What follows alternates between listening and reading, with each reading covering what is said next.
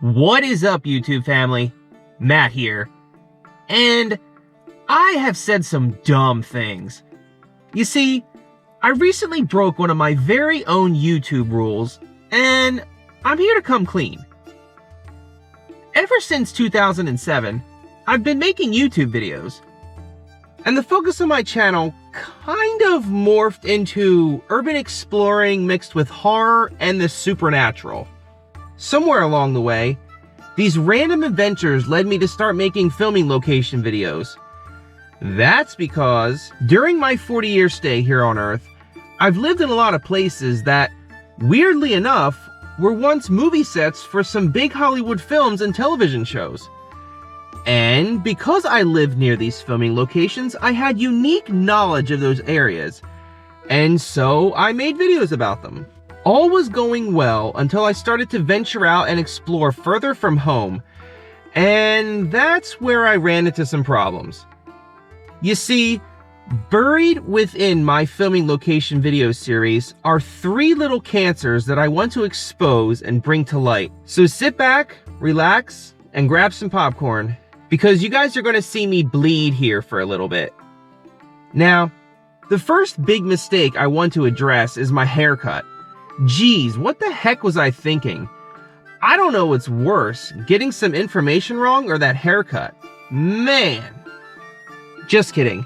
The first mistake is from way back in 2017, when I visited New York City and filmed at the Bethesda Terrace in Central Park. The title of that video is 60 Famous Movies Were Filmed Here, and while yes, that is true, I also made a reference to the 1979 movie The Warriors. You remember this scene, right? Where all the gangs are gathered together? Yeah, well, in that video, I stated that the gathering scene took place at the Bethesda Terrace in Central Park, when in reality, the scenes were shot at the Conclave in North Bronx at the 97th Street Playground in Riverside Park. I mean, you can kind of see the similarities between the two locations, but this was just very poor judgment on my part. Happy Polylodges. What's even more embarrassing is that I even tried to drive home a few points with the Warriors movie being filmed in that spot. And yeah, that just makes it all the more painful.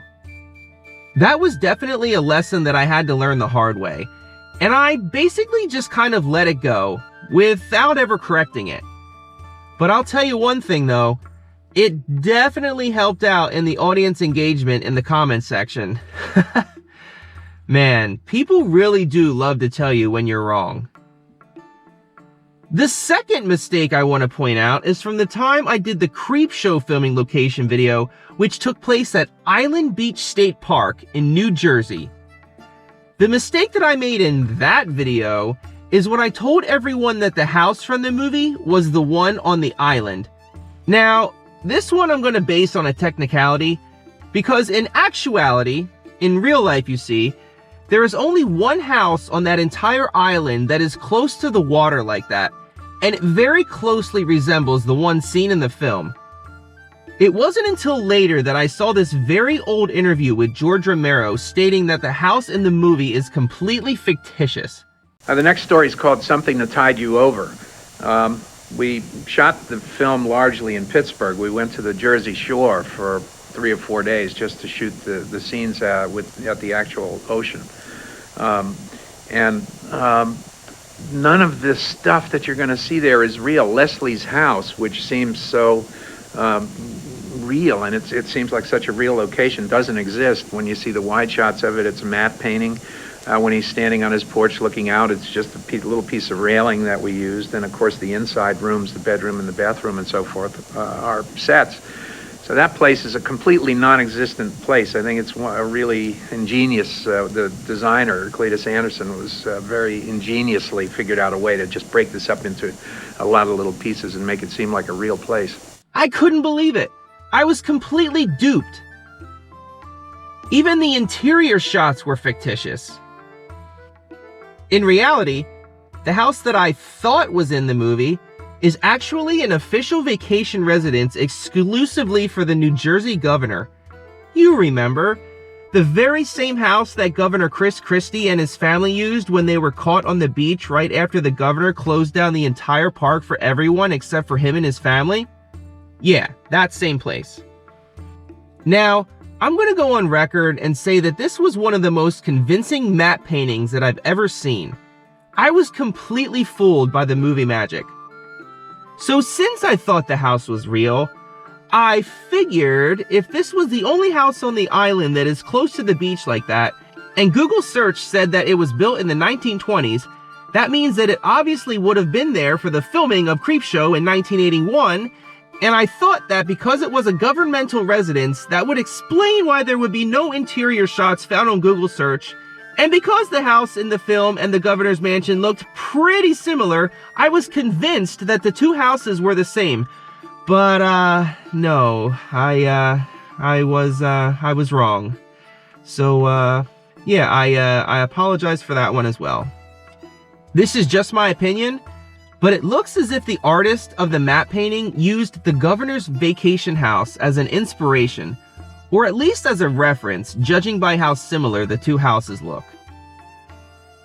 Now, I basically kind of just let those two mistakes go into the void, but it always bothered me that I gave incorrect information like that. So from the Creepshow video on, I made it a point to never put out anything unless I was 100% certain that it was correct. And it was.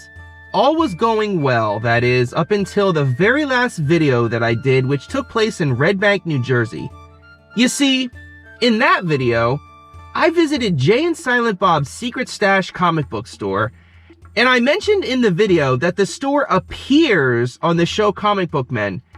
And while yes, that is true, Jay and Silent Bob's Secret Stash comic book shop does appear on the television show, it just wasn't in that same exact spot.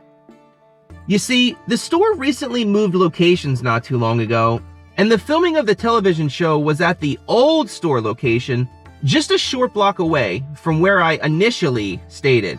We're going to a bigger space, kids, right down the block. But that means we are leaving the stash we've been at for 2 decades, including the stash where we shot Comic Book Men. So, the two locations look extremely similar in their layouts, and so I assumed that the show and the new secret stash were in the same exact spot. But, yeah, I once again was wrong.